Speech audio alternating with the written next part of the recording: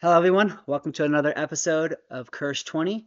Today we're doing more world building in Adodiem. Adodiem is a completely homebrew campaign from yours truly. Again, super prideful over here. I think I'm the best.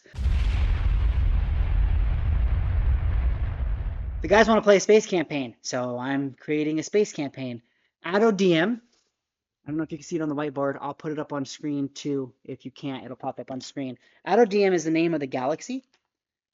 With the world Ado being like the center hub. Think of it as like your Coruscant, right? Okay. It is like your main trade center, and like economical center of the galaxy. Adodium Mm-hmm. takes place in an alternate version of Earth space. So we are from this planet Earth. We're not from. It doesn't take place in like the Faerun universe. It takes place in our universe, just an alternate version of it. One where elves and dwarves and tabaxis and stuff showed up on our planet, and then magic became real, and then we figured out space travel, and then fast forward like 25,000 years in the future, where we've explored other galaxies with using like magic to help us get there, right? And like there'll be something like after space travel, before space travel will be like how we differentiate years and stuff like that. It's this big galaxy. Mm-hmm. Um, Auto DM, think of it as like the center, and it might actually be the center of the galaxy, but it'll be like the first planet you guys showed up. It'll be like the religious, the economical. It'll be like the center of the galaxy, but it doesn't rule the galaxy. But Okay. it's an independent planet. Inside the galaxy, there will be 10 major factions. Again, if you can't see this, I'll have it pop up Blow it on up on screen. screen. Yeah, yeah. There will be an elf kingdom, a dwarf kingdom, a halfling slash gnome kingdom, Mm-hmm. a human kingdom. These are all within the planet of Ado. No, these are all within the galaxy. So Galaxy. all of these kingdoms own like multiple star systems, right? Interesting. Within the galaxy, right? There's a Goliath, a goblin slash orc kingdom, a dragonborn kingdom. We called it the animal kingdom, but that's like where your tabaxis, like all your animal, like your Animal human hybrids. yes, yeah, Anthropomorphic. yeah, exactly. And then a tiefling kingdom, okay, and then a fey kingdom. So these are all your different kingdoms, Okay. right? And they're all kind of at war with each other. There's like alliances and stuff that are going But they're on. like vying for They're like. vying for power to take like each one wants to rule the entire Right. galaxy. Then there's Ado, and that's like it's human dominated and like Asimir, you're kind of like human Asimir dominated. Um, and it's independent from all of them. And then there's going to be a bunch of like independent planets that don't associate with any of them that you guys can visit too. Um, and on this, there's going to be, I don't know what to name it yet. I haven't figured out the name. A UN style place who's just trying to bring peace to the I entire see. galaxy. Where And everyone's equal. They're all yeah, sharing and for yeah. so like there that entity is just like, okay, we're trying to get all these factions Mm-hmm. to bring peace because there's rumors Mm-hmm. of an extra galaxal force getting ready to invade. Ooh. So there's war within the galaxy, rumors of a different entity coming to invade the galaxy, and then you guys are kind of like caught up in all of that. So starting off, I think I'm gonna start you guys off around level 8-ish. Holy moly. It'll be a high level camp. It'll be a high level campaign. It's gonna be a Okay. very big struggle for me. I want you because I also you guys all need to be kind of know each other. Perfect. And you're all We're kind of like already squatted up, basically. kind of you're already all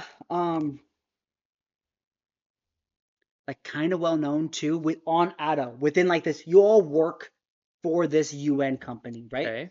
All work directly for a guy named Nero. Okay. Um, David's character, Old Big Blue or whatever he called him, he wants to be like an engineer and Okay. like your pilot basically. So the starting of the campaign, how I envision it as of now, is you guys are going on a mission from this UN. I'm gonna Mm-hmm. keep calling it the UN until I figure out a cool fantasy name for it. I mean, it could be like UW, like United Worlds or something like that. Oh my gosh, it's so easy. You see, this is why I have you around. United Worlds. I love it. Too And then easy. I'll have to come up with like a dumbass slogan for it or I something like like it. that. Um, Nero is like a mid-level guy, and you all kind of work under his team. It's like David's character is like his main engineer. You'll be something for him, whatever you want to be. Scout, dude. You're gonna be a scout. You play So Scout. you'll be like the leader of like maybe you'll be like the leader of like his security forces or something like that, Hell right? yeah. Something along those lines. But he's gonna send you like on a mission. I haven't figured out the details yet, but maybe like the elves and the dwarves are at war, Hmm. and maybe he's gonna send you to the elf kingdom to see if they'll break peace with the dwarves, and that's gonna Okay. kind of be the start So we're of the trying campaign. we're trying to unify all of them, and that's like the inciting incident is like trying to link at least two planets to Yeah, kind of okay. yeah. And you can think of them as like planets, but again, each one of these kingdoms, some are bigger than others. Some will like maybe the elves own 10 planets and the Okay. humans own 12, while the tieflings only have Percentage like of the three. galaxy Yeah, like then. a Okay. percentage of the galaxy. And I still have to draw up the galaxy and then like cut out the kingdoms and stuff like Okay. that. And obviously, I'm gonna say that there's gonna be thousands of stars and planets, but I'm not gonna let you visit a thousand. I'm not gonna Yeah, create a yeah, thousand different stars yeah. and planets. The You know what I'm clouds. saying? Yeah. So that's kind of how we are. And so when I got this written out, um, and then David gave me like his ideas what he wanted. He said he wanted like a more because Straw's been pretty heavy. Yeah. So he wants like a He wants a more silly. he wants a silly He needs a campaign. silly. He wants like a sillier campaign, or at least a campaign where it feels more okay to be silly Yeah. within it. He wants Storm some Kings has ended, and he needs yeah, his hit of silly. yeah, and That he tracks. wants like space pirates and stuff like that. Okay. I'm cool with Space Pirates. So how do you feel about this so far? I like it so far. Okay, do you have any like input, ideas? What would you change? What would you add? And this Um, isn't to say that I will do these things. These are just like ideas for me to have. so so this is Star Wars, and I don't know how much you're pulling from Star Wars, but is there an inherently like good side and bad side? I would say yes. Okay. Is that Okay. You're asking for you asked me off camera like inspiration. I did steal some things from Star Wars. One, Ado is very heavily going to be influenced by Coruscant. It's going to be a huge city state basically. The okay? whole planet is going to be a city. It'll basically be Coruscant. It's a big. Please don't sue me, Disney. Um, They will. And then, so in Star Wars Legends, before Disney took over, after the end of the movies, the Yusong Vong invaded. They were an extra galactical force that came in to invade. And Emperor Palpatine, the reason why he, not the reason why, he's a Sith. One of the reasons why he wanted to take control of the galaxy was he knew the Republic wasn't strong enough to fight them. And if he had a So he strong wanted to unify everybody under him and to have fight back. yeah and have a strong military. In Legends, the Death Star wasn't necessarily to keep the galaxy under control. It was to fight the Yusong Vong because they had things called world ships, which were battleships The basically the size size of of a planets. world. And he goes, "Well, then I need a weapon that can blow up planets." And that's kind of what. Why Death Star? So in Star Wars Legends, the Sith found out about them, and that they shifted their plans not just to destroy the Jedi, but then taking over the galaxy. So then they had a galaxy they could rule that was strong enough to. So I did kind of knock that off a Okay. little bit. Okay. Um, Loosely. Loosely, obviously, I'll change some things. Um, So how would you I guess I know it's very early draft, but where would the kingdoms align like straight down the middle, like good or bad? Is there like an inherently the tieflings are Sith and then like the elves are Jedi, like no, I think it'll come down to or like is it like an internal struggle of I, just like good and bad? I think this is like an internal struggle between good and Okay. bad. I think like certain kingdoms, um I think like the Tiefling Kingdom, I might just feel like super basic tropes of D&D. The Tiefling Kingdoms might be misunderstood. Yeah. The orcs might be like they might I think Dave and I talked about it. It's like one or two planets and then more just like Ravengers. Like they're not really there to control Yeah. territory, more just like Just kind of gangs. gangs. The Dragonborns think that they're better than everybody and stay secluded. The elves and the dwarves hate each other, so they're always at war. The halflings and the gnomes group together because they were too weak by themselves. Say, Um, I haven't really like set the line on like good and bad on it yeah. yet. Okay. Interesting. Interesting. I guess I'm just trying to think of like if the goal is to like unite the world like or the kingdoms rather who's going to be kind of good and who's going to be kind of bad, and then if it's like an internal person by person, some elves are dicks, some elves are cool, it would be easier to do that. I think it'll be a lot of that. So David also said, KV keeps mentioning like politics. Hmm. There's gonna be ways in this game to do a bunch of like politics, if that makes Interesting. sense. There's also gonna be, I know you mentioned you really like combat. There's gonna be plenty of combat, even like we'll have space battles, Fuck yeah. like spaceship battles and stuff like that. You know what I'm saying? Fuck yeah. Um, so there's gonna be a lot of both. This campaign is gonna be big. Hmm. It's probably gonna be longer than Shad. Um, And yeah, there's just gonna be a lot to it. Are you going to be taking some inspiration from Storm Kings in the sense that there's like I know I came on the tail end, but like these grandiose battles and then like ship Yeah. management. Yeah. Sweet, sweet. Things like that. So you guys will each have like a spot in your ship. Like if you're like the gunner, Hmm. you'll have a ship action and then your actions. Like what are you doing with your ship, and then what are you doing? And then like as the ship takes damage, what are you doing to help To fix the repair it. ship, repair? Yeah. And I have to work out all those details still. We're a little bit away from that. And then like there's some sources out there that I've already like worked out some of those details that I might buy and read and see if they work for us, and if they don't, then I might adjust them how I need to. Ooh. So there will be in this game there will be politics, there will be space battle, like grandiose spaceship battles, and then like one-on-one fights. I know like Strahd doesn't really lend itself to huge fights. This is not the vibe of the world. Although Well, it seems like we're gearing up. maybe everybody's gathering allies, but like in Josh's campaign, we had a big battle. We had like 10 That would go gigantic. session long. Yes, these Strahd's more like a you came across a monster and he's about to kill you. Fight him. Try to get out of it. Yeah. Makes Strahd sense. is more about like trying to figure out how to survive and get out. So how does that, how do you feel as a DM? This seems like a new challenge, and I think we've even talked off camera about how you feel Josh does a really good job of these large scale battles. And does that make you a little nervous as a DM? Is like trying to do that? Yes. So I said, hey, we're gonna do eight, probably like levels 8 to 18 or 20. And the more I think about it, I'm like, I can't even deal with players at level 9 right now. Like you And guys we're are. not doing big stuff. Yeah. I'm excited for it. I want to run a couple one shots at higher levels to Okay. get myself used to it. And if I get, because if I get, say I set up a level like 15 one shot, right? Like, and I set up this fight for it, and you smack me, I'm like, okay, here's what I need to adjust on that. Right. You know what I'm saying? Yeah. Yeah. And maybe we'll Eight. start off at level 8 and we'll only get to like level 12. Who knows? Maybe it'll just take a long time Yeah. to level up. But I want you guys to start off at level 8 because I want you to be able to do cool shit right away. And Right. it makes more sense if you're well known, if you're more And it's powerful. funny because level 8 to Strahd is like, oh my God, we're strong. But then I was like looking up like a lot of like character builds and stuff, and especially in like long campaigns where you become these larger levels, you only start that like build at level 8. So it's like just get through your first 7 levels, and then so us starting at level 8 seems like level 1 for these large scale campaigns. That's Right. kind of interesting. So I was just like, you know what? Let's challenge me. Let's give the characters more room to grow and be fun.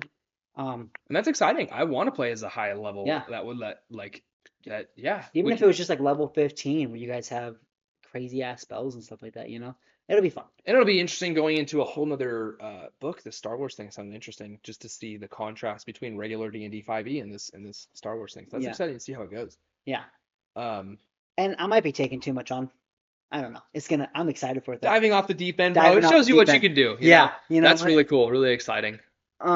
So based off of David's character idea and Mhm. what you know about the world, what's a general idea for a character you are coming up with? So when I think Star Wars, I think Boba Fett, dude. He's just the coolest fucking thing. And looking at Scout on there shows me, dude, yeah, Boba Fett. That's definitely gonna be like my inspiration. Okay. But the scout, you probably don't know who this is, but the scout from Team Fortress 2, he's this Boston. That's kind of if we're especially if we're playing silly, the scout from TF2 is going to be my inspiration. So you got Boba Fett, who's like this bounty hunter, cold-blooded Mandalorian type deal, and then you have this like Boston basher silliness. Like that's who I'm trying to make a melting pot of. That's So that's awesome. gonna be really fun. Yeah, I'm Yeah. really excited. So how briefly, if you know, this is gonna be some Okay. deep dive for me. How is the spells portion? I know we talked a little bit about like how the Force. What does this Star Wars campaign have for spell wise? Okay. So, like you've said, we're gonna use the Star Wars 5e stat blocks and stuff like that for a bunch of our space stuff, right? Um, there's a lot of the same stuff, just reskinned with Star Wars name. It's like, um, and then you have like things like, so if you're playing how the Star Wars 5e website breaks it down is force powers and tech powers. So a scout would have more tech powers, which allows you to do things like hack better, control the ships better. It gives you things like guns and like because there'll be guns in this campaign, like ray Perfect. guns and stuff like that. You get things like that, like healing stuff that you get. You can get like robot arms that'll give you advantages on certain things like that. The tech stuff is more. It's not necessarily don't you wouldn't consider it magic. It's just like think of it as like enhanced abilities. Perfect. That And then sounds so cool. and then like the force powers, think of those as magic. You have like a force push, you have a force pull, you have like light at certain levels you get like force drain where you can like drain them if you're a bad guy. Dark power, light power, and universal powers. So if you're like the dark powers are charisma based and light powers are um like wisdom based or something like that. And so if you're playing more of a Jedi style character and you build your stats that way, you want to go more with the light powers. And if you're playing a more Sith character and you want to go with the dark powers, you build your stat way that way. And then Interesting. the Seems like universals Warlock versus Wizard. basically. Interesting. Very interesting. But then they also break it down like Consular, Sentinel, and Guardian for the Jedi, and then each one is like more like the Counselor is more like my force powers is more mental magic stuff. Like I can Control charm people. people. Yeah. And like it's like they have like Jedi Mind Trick, which is basically just charm, right? And so like they've renamed a bunch of like the same magic stuff and just That's named it cool. under I'm really excited. right. So then things like that. So it breaks down pretty in depth. So with you being a scout, you'd be more on like the enhanced The ability tech, side. and that's perfect how I want to do as a player. Then that sounds really neat. And then, but well, there's also just melee classes too, right? The scout might just be the equivalent of a rogue. Interesting. I haven't actually deep dived into because I played in this system once as a Jedi Guardian, and I played one Seems like a session, and then fighter. David said, "I don't want to DM anymore," and he was a melee based Jedi, so I had a lot of really I had like I had a double ended lightsabers. I could make like 2 attacks with Hell it, yeah. and then I had like a lot of melee based force powers. I had force push, force pull, force jump, things like that, and then So you know what I'm saying? cool. Fuck, I'm Yeah. excited, dude. And obviously, when we're playing, we can't call them that. I'm gonna have to reskin the names for us, and then we have to get good at using those names. Yeah. Um, Is that for like copyright yeah, reasons? Yeah, go absolutely. figure. Disney Go might figure. copyright this video with the 20 views we get. Yeah, they Um, might. that's the one thing. That's the great thing about being a channel under 1,000. Disney's like, I don't even We don't care. even know who they are. Yeah, We're so under the radar. yeah. Now blow this video up to 10,000 views so Disney copyrights me, and I know I made it. Yep, that's Um, right. They are gonna take this house, this laptop, that camera. yeah. Yeah. Well, I think we're gonna end this one. Everybody, thank you for watching. This has been another episode of Curse 20. Please like and subscribe. And stay tuned for yes, stay this tuned. campaign that we're talking about. Yes, we're gonna get through our actual play, the Curse ones. We're only a couple sessions away from being done. We got a new episode dropping soon that I think was a really fun episode with a crazy Smash. plot twist at the end. So watch out for that dropping this week. And thank you all for your support.